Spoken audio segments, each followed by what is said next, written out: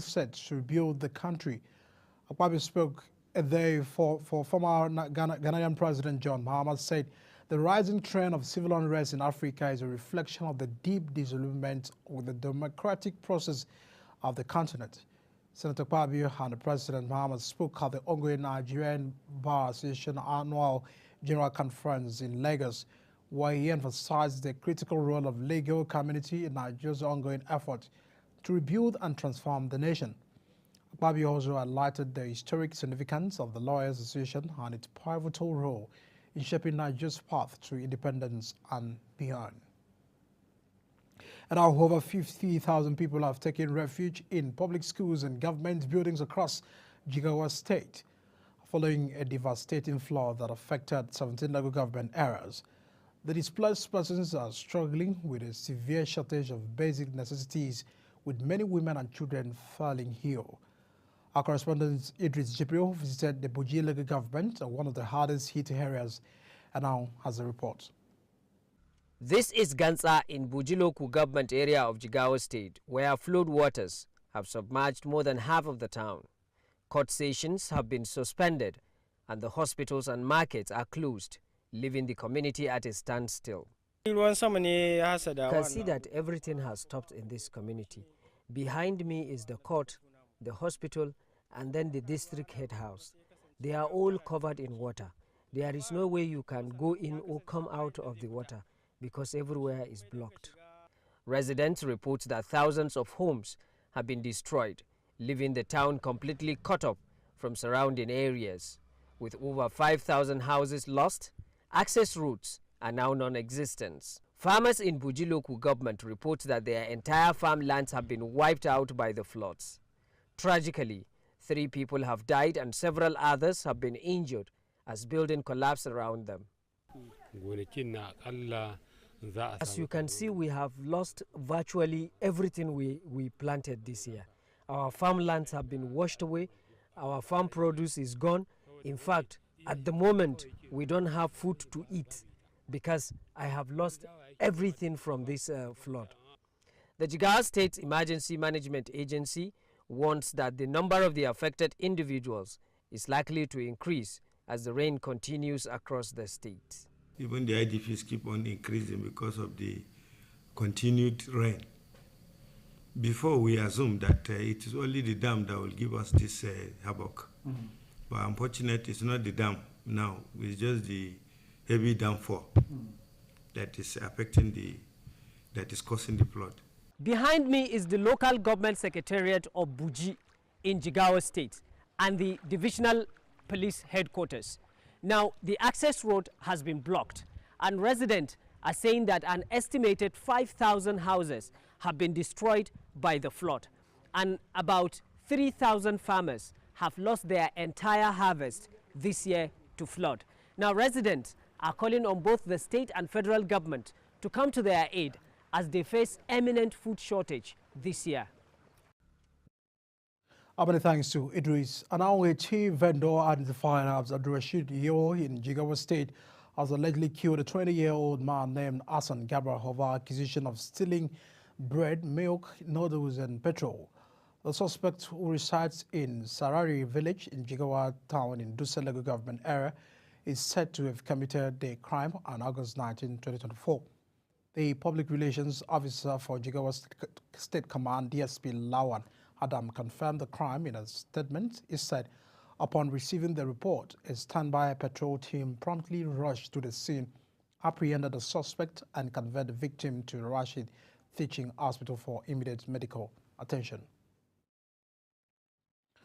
The Economic Community of West African States says now is the time to invest enormous resources in peace and regional integration.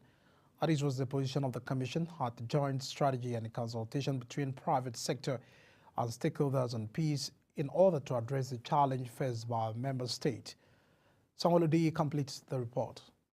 The regional body called on the stakeholders and the private sector to work on the strategy to help generate funds for the initiative. As a living body, it has to address some challenges because our region itself is facing different challenges. So the purpose of this meeting that is gathering us for 3 days is to get all the stakeholders so that together they can see what is the best structure we can have for the peace fund in order for it to be fit for purpose, in order for it to become very strong, enabled to mobilize more resources and also to manage resources for the well-being of the ECOWAS communities along all the 15 member countries. The director of the private sector, Tony Luca Ilumenu, stressed the need for the involvement of private sector with ECOWAS Peace Fund. The partnership role in this is to bring the private sector angle in terms of engagement, having to let them understand what Peace Fund is all about, because what is there for the private sector is to understand what is in for us, investment, and which means that there must be a good investment climate. And that's exactly what we have. But he also stated that the private sector is working on a plan to partner with the ECOWAS Peace Fund so as to see to the reality of the vision of enabling youths in the region. Samuel Odi, reporting for Global Television News. Many thanks to Odi. And now the National Working Committee of the ruling All Progressive Congress will today meet with Benue senators, House of Representative members and stakeholders of the party in a state to resolve the lingering feud between loyalists of Governor Asin Taliaha and the Secretary to the Government of the Federation, George Akume, for over a year. The Benue chapter of the APC has been organized and embroiled in crisis by political gladiators fighting for control of the party. While Austin Abba led the Commerce faction of the party, Benjamin Omakolo was in charge of Aliyah faction. You're watching News Prime here on Global Television, coming to you live from the Nigeria's capital, Abuja, while News Prime returns Chief of Staff to the President, Gbajabiamila, pledges political financial support for Nigeria extractive industries transparency. We'll bring you details of these and many more after this break. Stay with us.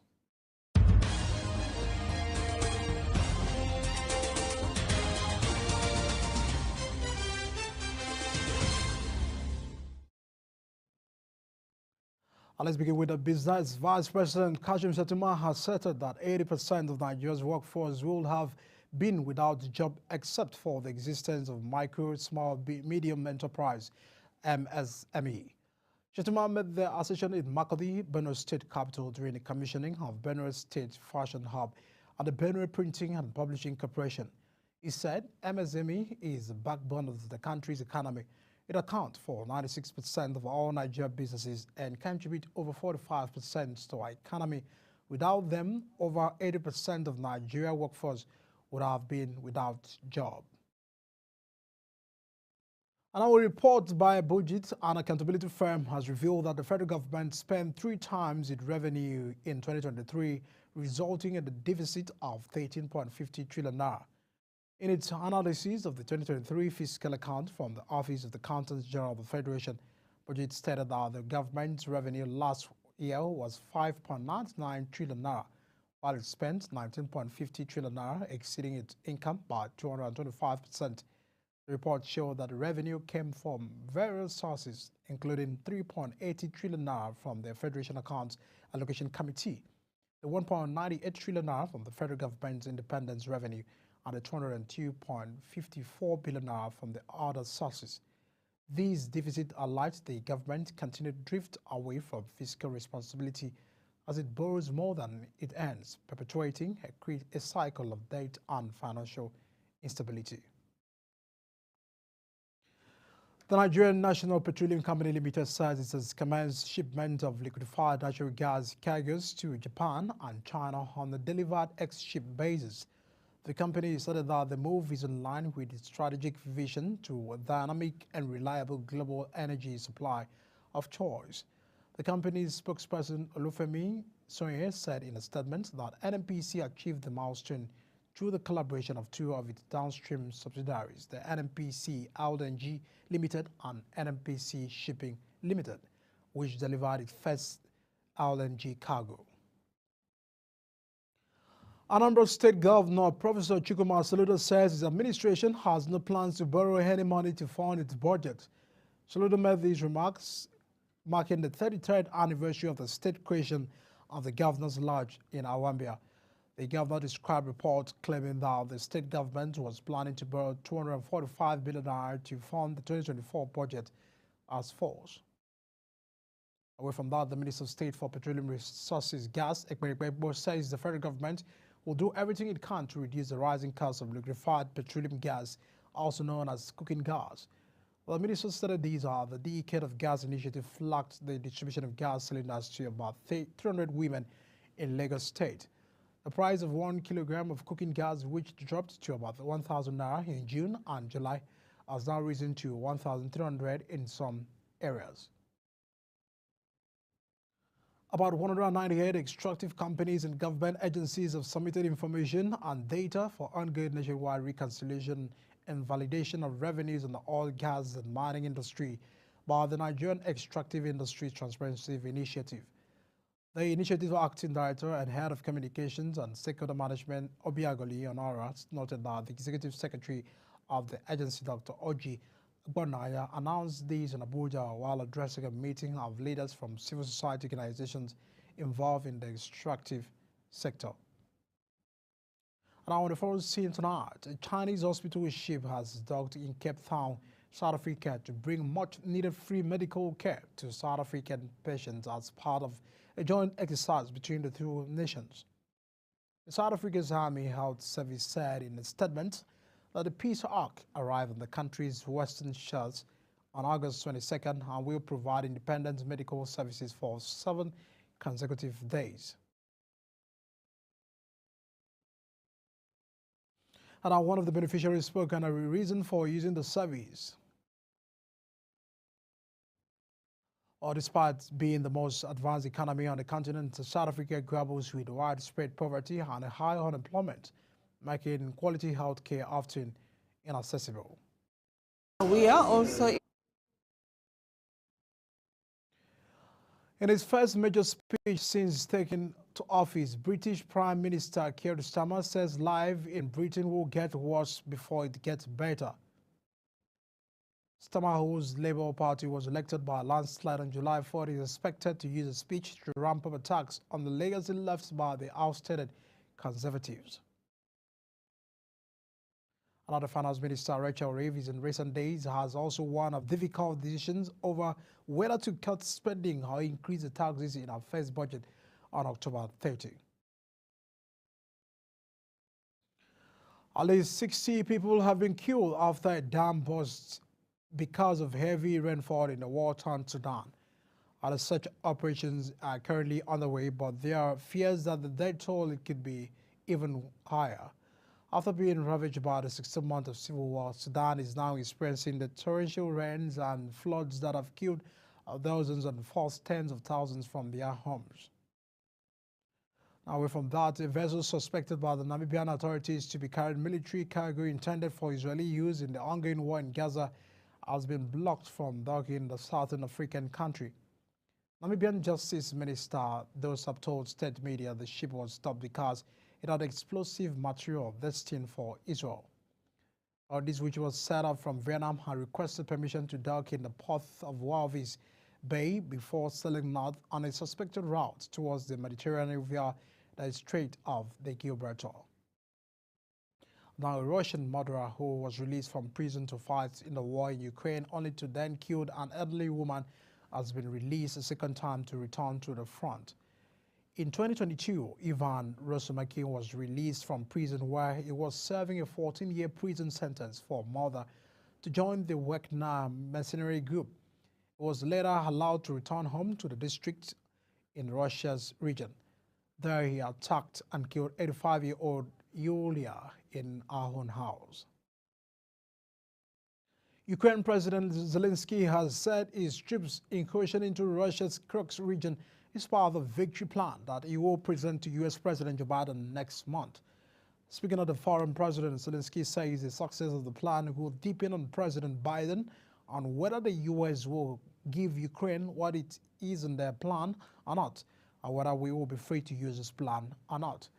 A number of Ukrainian troops made an incursion into Russia's region in early August, and the Russians have so far seemingly been unable to repel them. And to sports, the Nigeria Football Federation has reached an agreement with German tactician Bruno Labbadia to take charge of the Super Eagles. Secretary General of the NFF, Mohamed Sanusi, made the announcement stating that the Federation's Executive Committee has approved the recommendation of the Technical and Development Subcommittee to appoint Bruno Labbadia as the head coach of the Super Eagles. An appointment is with immediate effect. Still on sports, 20 Nigerian track and field athletes among over 1,700 athletes from 134 teams and countries now in Lima for the World Athletics Under 20 Championship 2024. The young athletes are reported to be competing at the Estadio Atlético between Tuesday and Saturday. Several of the participating athletes will be making their international debut, while for some others the path to Peru has gone through the Paris Olympic Games. The list of Olympians who will compete for age groups honors following the Paris 2024 at the Games is believed to be long. And our Super Eagles striker Victor Osimhen has turned down a 70 million euro move to Saudi Arabian club, with its agent Roberto Caleta insisting that the Napoli star still has unfinished business in the European football. This development comes amid heightened transfer speculation surrounding the Napoli star, who has drawn interest from several top clubs across Europe and the Middle East. Osimhen has a litany of clubs in the Saudi Pro League willing to break the bank to sign in. However, the Nigerian international has so far overlooked such overtures, looking to continue its football in Europe, preferably the English Premier League. As we begin to wrap up on the Global News Prime, let's take a look at some of our top stories. Presidency has announced that President Bola Tinubu is scheduled to visit China in September. The Chief of Staff to President Tinubu, Femi Gbajabiamila, has pledged political and financial support for Nigeria Extractive Industries Transparency Initiative. And the business Nigeria Extractive Industries Transparency Initiative has said to probe 190 oil and mining companies' revenues. On the foreign scene, Russian woman killer has reportedly been released for a second time to fight in Ukraine. And on sports, we told you, Osimhen rejects 70 million euro Saudi move. And that is it on News Prime, coming to you live from Nigeria's capital, Abuja. We're on DSTV, channel 365, Star Times, channel 276, and free-to-air, Nicomsat, and its parameters shown on the screen. Kindly follow us on all streaming platforms using @Global TV NG and other handles now shown on the screen. I'm Adika Mike, thanks for watching and staying with us on News Prime. See you again.